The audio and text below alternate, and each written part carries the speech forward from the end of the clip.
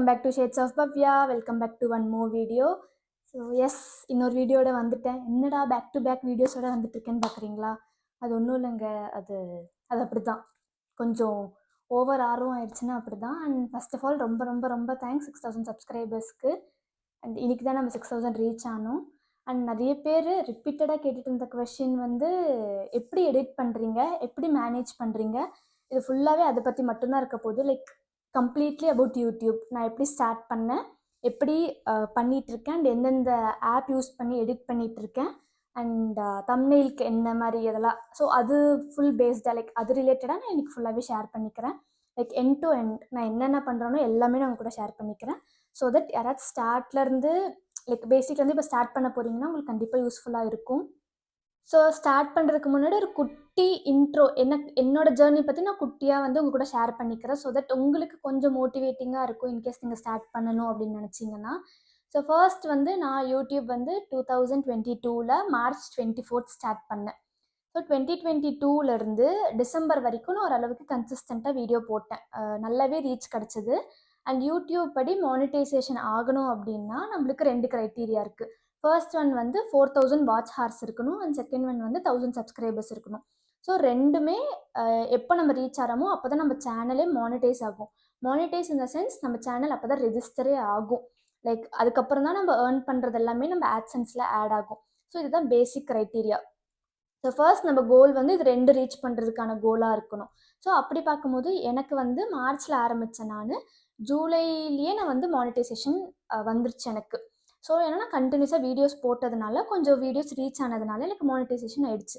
1000 subscribers ஈஸியாக வந்துருச்சு. But 4000 watch hours வந்து கொஞ்சம் கஷ்டமாக இருக்கும். ஏன்னா பார்க்குற எல்லாருமே ஃபுல்லாக வீடியோ பார்ப்பாங்களான்னு தெரியாது. இது எப்படின்னா லைக் 4000 ஹார்ஸ் உங்கள் சேனலில் விசிட் பண்ணியிருக்கணும் வியூவர்ஸ் வந்து, அப்போ நம்மளுக்கு மானிட்டைசேஷன் ஆகும். ஸோ எனக்கு ஜூலை கிட்டே மானிட்டைசேஷன் ஆயிடுச்சு. ஸோ அதுக்கப்புறம் பார்க்குற ஒரு வியூவர்ஸ்க்குமே நம்மளுக்கு வந்து ஆட்சன்ஸில் அமௌண்ட் ஆட் ஆகிட்டே போகும். எப்போ நம்மளுக்கு வந்து அமௌண்ட் கிரெடிட் ஆகும்னா 100 த்ரெஷ்ஹோல்ட்ஸ் ரீச் ஆனால், லைக் $100 ரீச் ஆனால் நம்மளுக்கு வந்து ஆட்சன்ஸ்லேருந்து நம்மளுக்கு காசு வரும். ஸோ அதெல்லாமே செகண்டரி, அதெல்லாம் வரத்துக்கு ரொம்ப நாள் ஆகும். ஸோ அது நம்ம ஸ்டார்டிங்கில் யோசிக்க வேண்டாம். ஸோ ஒரு காமனர்ஸ் பாயிண்ட் ஆஃப் வியூலேருந்து யோசிங்க. இப்போ நான் வந்து ஒரு காமனர், நான் வந்து என்னை வந்து யாருக்குமே அங்கே இருக்கவங்களுக்கு தெரிஞ்சிருக்காது. மிஞ்சி போனால் ஒரு 100 பேர் என்னோடய ஃபர்ஸ்ட் 100 சப்ஸ்கிரைபர்ஸ் வந்து என் ஃப்ரெண்ட்ஸாக இருப்பாங்க. ஸோ அதுக்கு மேலே வேறு யாருக்குமே தெரியாது. அதுக்கு மேலே நம்ம வியூவர்ஸ் கிட்ட ரீச் ஆகணும்னா நம்ம கன்சிஸ்டண்ட்டாக வீடியோ போட்டுகிட்டே இருந்தால் மட்டும்தான் நம்ம வியூவர்ஸ் கிட்ட ரீச் ஆக முடியும். அண்ட் அது அவ்வளோ ஈஸி கிடையாது நம்ம ஒரு சப்ஸ்கிரைபரை ஏர்ன் பண்ணுறதுக்கு. லைக் லிட்ரலி நம்ம வீடியோ பிடிச்சிருந்து அவங்களுக்கு நம்மக்கிட்ட இருந்து ஏதோ ஒரு டேக்அவே இருந்தால் மட்டும்தான் சப்ஸ்கிரைப் பண்ண போகிறாங்க. கரெக்டாக? ஸோ அந்தளவுக்கு நம்ம ஹார்ட் ஒர்க் பண்ணால் மட்டும்தான் நம்ம வந்து வியூவர்ஸ் கிட்ட ரீச் ஆக முடியும். அது வந்து அதுக்கு ரொம்ப பொறுமை தேவை. ஆக்சுவலி ரொம்ப பொறுமை தேவை. சில பேருக்கு ஜஸ்ட் லைக் தட் ஸ்டார்ட் பண்ண உடனே ஃபர்ஸ்ட் டேவே 1000 சப்ஸ்கிரைபர்ஸ் அண்ட் 4000 வாட்ச் ஹார்ஸ் வந்துடும். மேபி அவங்க செலிப்ரிட்டியாக இருக்கலாம், இல்லை ஒரு ஏதோ ஒரு ஃபேமாக இருக்கலாம். ஸோ நான் அவங்களோட கேட்டகரியில் நான் பேசலை. நான் வந்து என்ன மாதிரி ஒரு காமனர், நீங்களும் அதே மாதிரி காமனராக தான் இருக்க போகிறீங்க ஆப்வியஸாக. ஸோ அந்த பாயிண்ட் ஆஃப் வியூலேருந்து பார்க்கும்போது இந்த ஜேர்னி, இனிஷியல் ஸ்டேஜில் இந்த ஜேர்னி வந்து ரொம்பவே கஷ்டமாக இருக்கும். ஒரு சப்ஸ்கிரைபருமே ஏர்ன் பண்ணுறது நிஜமாவே கஷ்டம்தான். பட் நம்ம எவ்வளோ பொறுமையாக இருக்குமோ அவ்வளோ அவ்வளோ நம்மளுக்கு வந்து ரிசல்ட்ஸ் கிடைக்கும். அந்த மாதிரி கான்செப்டில் நான் சொல்கிறேன். ஸோ என் ஜேர்னி வந்து டிசம்பர் வரைக்கும் நல்லாவே போயிட்டு இருந்துச்சு. ஸோ 2023 ஸ்டார்டிங்லேருந்து இப்போது லைக் 2024 ஸ்டார்டிங் வரைக்கும் ஃபுல் பிளாங்க். நான் ஒன்றுமே போடலை, பெருசாக ஆக்டிவாக இல்லை யூடியூப்பில். ஷார்ட்ஸ் மட்டும் எப்போவாச் மந்த்லி ஒன்ஸ், 2 months ஒன்ஸ் அப்படி தான் போட்டுட்டு இருந்தேன். 1 year கம்ப்ளீட் பிரேக் எடுத்துட்டேன். ஏன்னா வேல்யூ போயிட்டு இருந்துச்சு, ரொம்ப அப்படி இப்படின்னு ஏதோ ஆயிட்டு 1 year பிரேக் எடுத்துட்டேன். ஒன்றுமே போடலை. பட் அப்பப்போ மட்டும் எனக்கு ஞாபகம் வந்துட்டே இருக்கும், நம்ம ஒரு யூடியூப் சேனல் வச்சுருக்கோம், அதில் நம்ம கன்சிஸ்டண்ட்டாக இருக்கணும், நம்மளே சொல்லியிருக்கோம், பட் நம்மளே போட மாட்டேங்கிறோம் அப்படின்ற கில்ட்டெல்லாம் எனக்கு நிறையவே வந்துகிட்டே இருந்துச்சு. பட் என்னால் போட முடியல. அந்த சுச்சுவேஷன் எனக்கு கரெக்டாக இல்லை அப்போது. ஸோ நான் வந்து 2024 ஸ்டார்டிங்கில் என்ன யோசிச்சேன்னா, அட்லீஸ்ட் நம்ம மினி விளாக்ஸோடையாச்சும் ஸ்டார்ட் பண்ணலாம், அட்லீஸ்ட் நம்ம நடக்கிறதாச்சும் போடலாம், நம்ம இப்படியே போயிடக்கூடாது, நம்மக்கிட்ட ஒரு சேனல் இருக்குது, நம்ம ஏர்ன் பண்ணி வச்சுருக்கோம் பீப்புளை, நம்ம அவங்களுக்கு ஏதாச்சும் போடணும், அண்ட் நம்மளுக்குமே இது பிடிச்சதானே ஸ்டார்ட் பண்ணோம், ஏன் விட்டோம் அப்படின்ற மாதிரி ஒரு தாட் வந்து மினி விளாக் ஸ்டார்ட் பண்ணேன். 2024 ஸ்டார்டிங் ஒரு February, March சம்திங் அந்த மாதிரி ஸ்டார்ட் பண்ணேன். ஸோ அப்போ எனக்கு வந்து ஒரு 2500 சப்ஸ்கிரைபர்ஸ் இருந்தாங்க. அந்த கேப்லேயுமே 1 year கேப்லேயுமே ஒரு கிட்டத்தட்ட ஒரு 500 சப்ஸ்கிரைபர்ஸ் வந்திருந்தாங்க பழைய வீடியோஸ் எல்லாம் பார்த்து. நெக்ஸ்ட்டு வந்து நான் எப்போ மினி விளாக்ஸ் போட ஆரம்பிச்சேனோ அப்போ கொஞ்சம் கொஞ்சமாக ஸ்டார்ட் ஆனாங்க. லைக் இந்த மார்ச்லேருந்து 3000 ஆச்சு, அப்புறம் 3500, அப்புறம் 4000, அப்புறம் 5000, இப்போ 6000. எப்போ நான் கன்சிஸ்டண்ட்டாக போட ஆரம்பிச்சேனோ அப்போ வந்து பீப்புளுக்கு என் வீடியோஸ் ரீச் ஆக ஆரம்பிச்சது. அப்போலேருந்து எனக்கு பீப்புளுக்கு பிடிச்சி சப்ஸ்கிரைப் பண்ணி பண்ணுறாங்க. இனிஷியல் டேஸில் நானுமே ஒரு சப்ஸ்கிரைபருக்குமே பார்ப்பேன். என்னோட யூடியூப் ஸ்டுடியோவை நான் ரெஃப்ரெஷ் பண்ணி பண்ணி பார்த்துட்டே இருப்பேன். யாராச்சும் ஒருத்தங்க சப்ஸ்கிரைப் பண்ணிட்டாங்களா? ஒருத்தங்க சப்ஸ்கிரைப் பண்ணால் அந்த டேவே ஜாலியாக போயிடும். அதே ஒருத்தங்க அன்சப்ஸ்கிரைப் பண்ணிட்டா நம்மளுக்கு ஒரு மாதிரி இருக்கும். என்ன ஏன் பண்ணாங்க? நம்ம ஏதாச்சும் தப்பு பண்ணோமா? ஒருவேளை நம்ம வீடியோ அவங்களுக்கு பிடிக்காம போயிருக்குமா? அப்படிலாம் நம்மளுக்கு தோண ஆரம்பிக்கும்ல. பட் எண்ட் ஆஃப் த டே வந்து அதெல்லாம் நம்ம நோட்டீஸ் பண்ணவே கூடாது. ஆக்சுவலி நீங்கள் பண்ணுறத பண்ணிகிட்டே இருக்கணும். எண்ட் ஆஃப் த டே ஏதோ ஒரு ரிசல்ட் வரும். அது நீங்கள் அக்செப்ட் பண்ணி தான் ஆகணும்ல. ஸோ அந்த மாதிரி கான்செப்ட் தான் இது. அண்ட் நானுமே உங்களை மாதிரியே தான் நானுமே உட்காந்து அப்போ ஸ்டார்டிங்கில் வந்து ரெஃப்ரெஷ் பண்ணிகிட்ருப்பேன். வருவாங்களா? பிடிச்சிருக்குமா? பிடிச்சிருக்காதா? எப்படி எடுத்துப்பாங்க? இல்லை நான் ப்ரெசென்ட் பண்ணுறது பிடிக்காம போயிடுமா? இல்லை நான் நேச்சுரலாக இருக்கிறது பிடிக்கலையோ? ஏதாச்சும் ஆர்டிஃபிஷியலாக ஆட் பண்ணணுமோ? இந்த மாதிரி நிறைய எனக்குள்ளேயே தாட்ஸ் நைட்டெல்லாம் இதே யோசிப்பேன். என்னடா கரெக்டாக பண்ணுறோமா? இல்லையா இல்லையா இல்லையா அப்படின்ட்டு. பட் சம் குட் பீப்புள் இருக்காங்களா நம்மளை சுற்றி மோட்டிவேட் பண்ணுறதுக்குன்னு. ஸோ அவங்களோட மோட்டிவேஷன் எனக்கு எப்போவுமே இருந்திருக்கு. நீ பண்ணு, என்னன்னாலும் பண்ணு பண்ணு பண்ணு அப்படின்ட்டு. அண்ட் ஃபேமிலி சப்போர்ட், ஆப்வியஸாக ஃபேமிலி சப்போர்ட் எனக்கு எப்போவுமே இருந்திருக்கு. அதனால எனக்கு சரி பார்த்துக்கலாம், எவ்வளோ முடியுமோ அவ்வளோ புஷ் பண்ணி நம்ம பண்ணலாம் அப்படின்னு நான் மறுபடியும் கிக் ஸ்டார்ட் பண்ணது தான் இது. அண்ட் அண்ட் எப்படி மேனேஜ் பண்ணுறேன், ஒர்க்குக்கு போயிட்டு நான் இது எப்படி மேனேஜ் பண்ணுறேன்றதை நான் சொல்லிக்கிறேன்.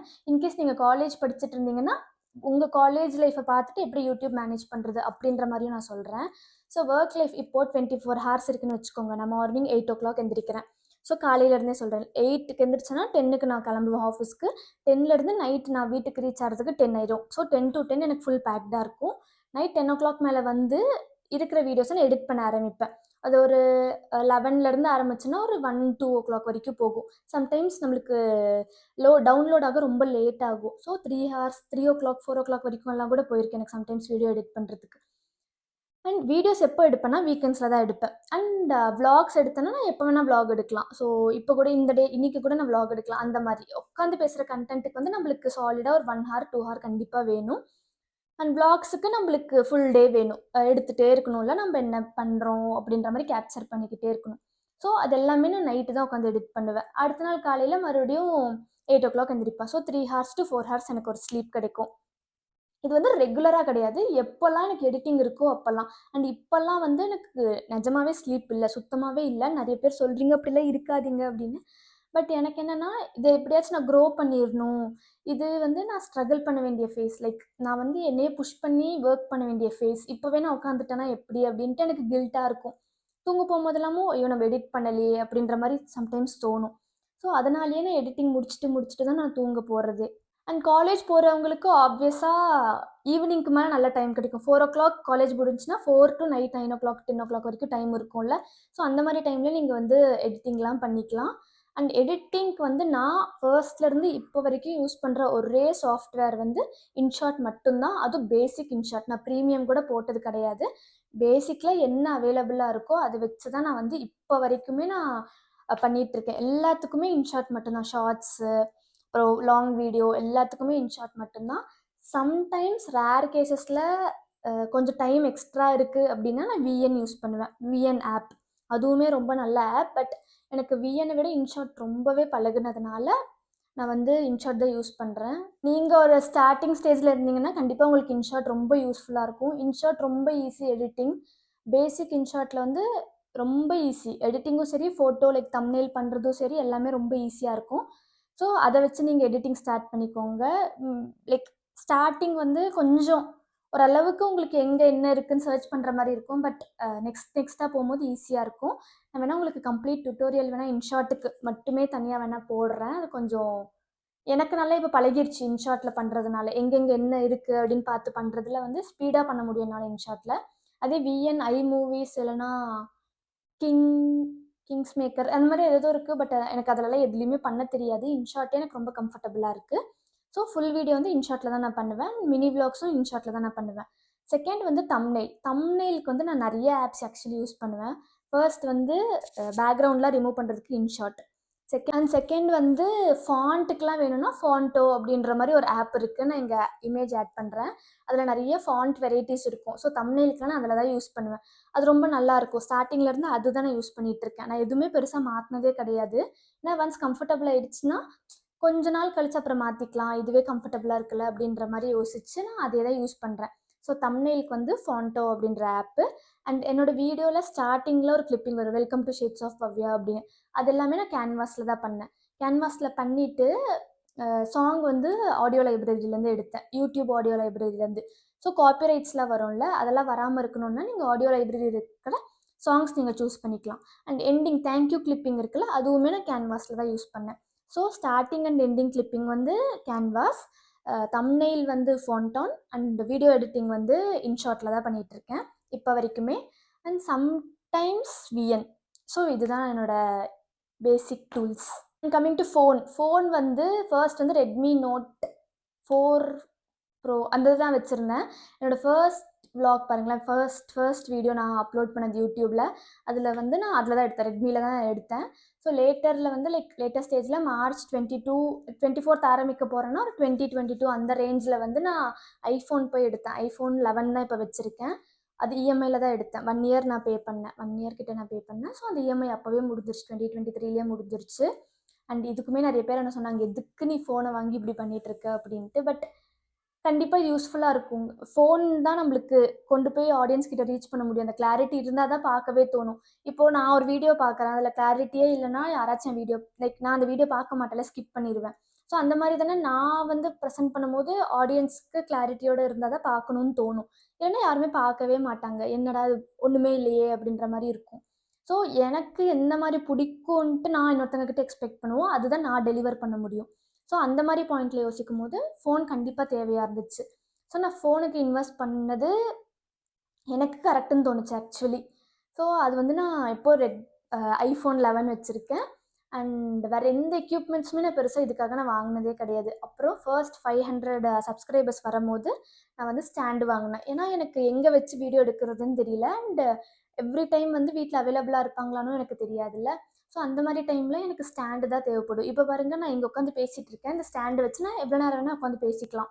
ஸ்டாண்ட் இல்லைனா நான் எங்கேயாச்சும் நிற்க வைக்கணும், அது வலிக்கிட்டு விழுந்துரும், இல்லைனா யாரும் ஹெல்ப்பாச்சும் எனக்கு தேவைப்படும். ஸோ அந்த மாதிரிலாம் யோசிக்கும் போது ஸ்டாண்டு பெட்டராக இருந்துச்சு. இதுக்கு வந்து நான் ஒரு 700 கிட்ட இன்வெஸ்ட் பண்ணேன் இந்த ஸ்டாண்டுக்காக. இது ஆல்மோஸ்ட் 2.5 இயர்ஸாக என்கிட்ட தான் இருக்குது, நல்லாவும் இருக்குது.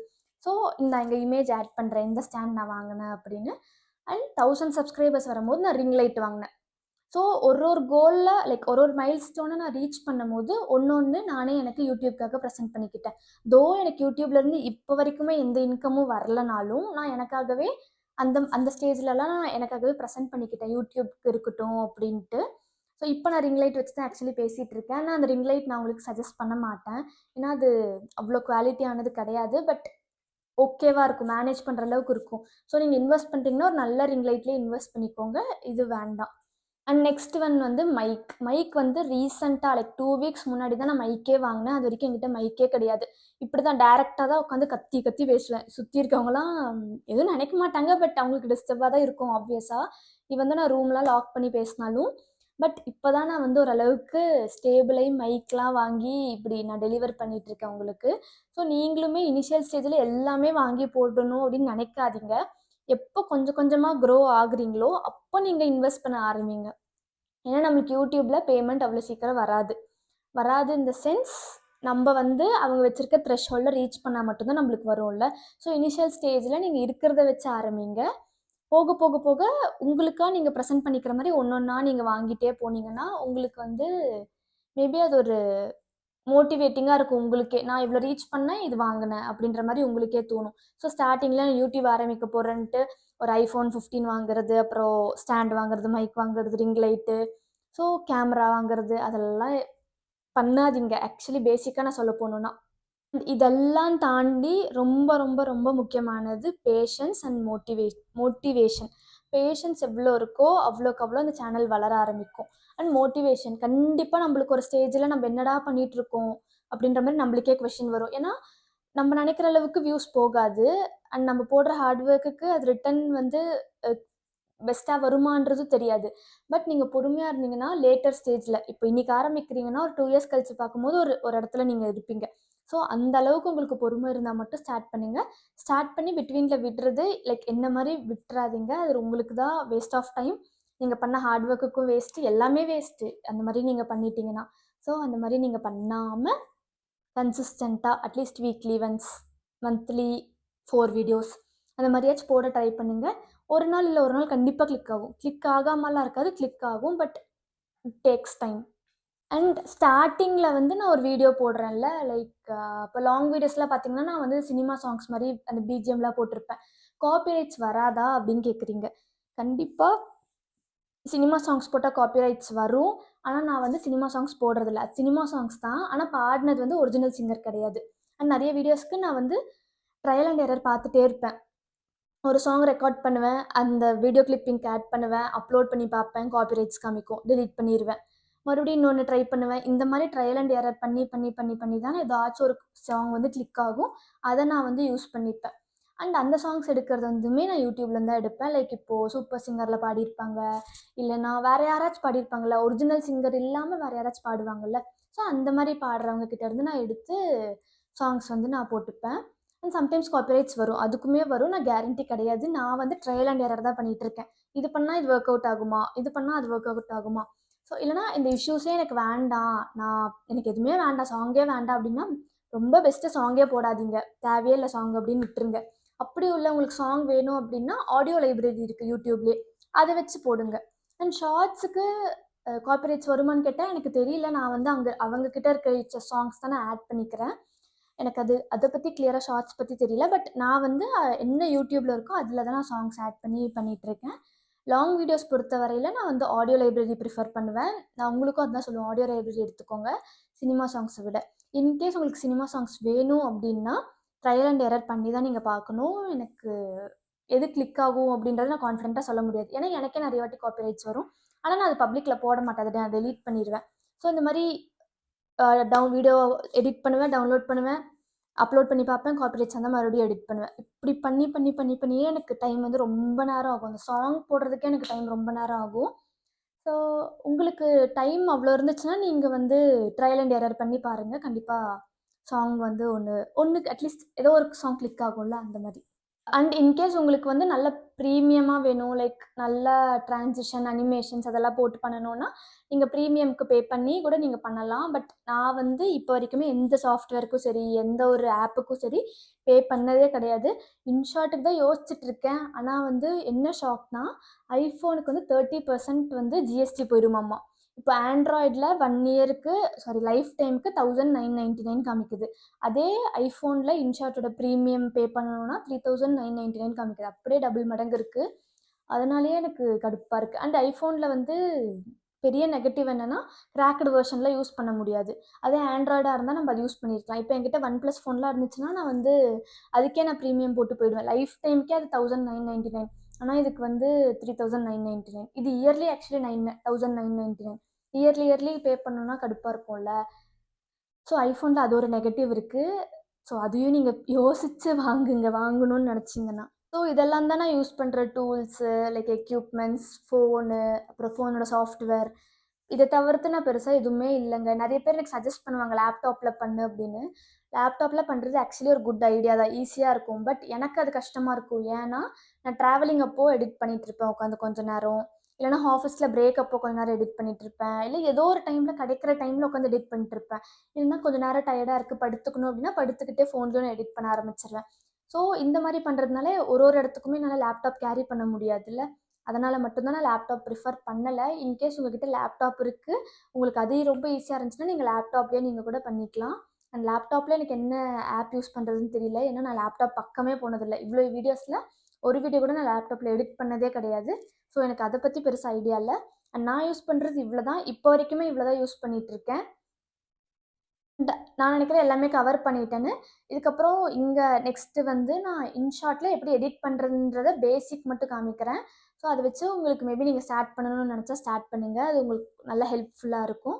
ஸோ எஸ், அதில் நான் பார்க்குறேன். அண்ட் வேறு ஏதாச்சும் டவுட் இருந்துச்சுன்னா கண்டிப்பாக கமெண்ட்டில் கேளுங்க. நான் வந்து உங்களுக்கு எனக்கு தெரிஞ்சதை நான் உங்களுக்கு ஷேர் பண்ணிக்கிறேன். அண்ட் மறக்காமல் லைக் பண்ணிக்கோங்க அண்ட் சப்ஸ்கிரைப் பண்ணிக்கோங்க. மேலும் மேலும் நம்ம சேனல் க்ரோத் அடைய. ஸோ தேங்க்ஸ் ஃபார் வாட்சிங். Thank you. Take care. Tata. Bye by.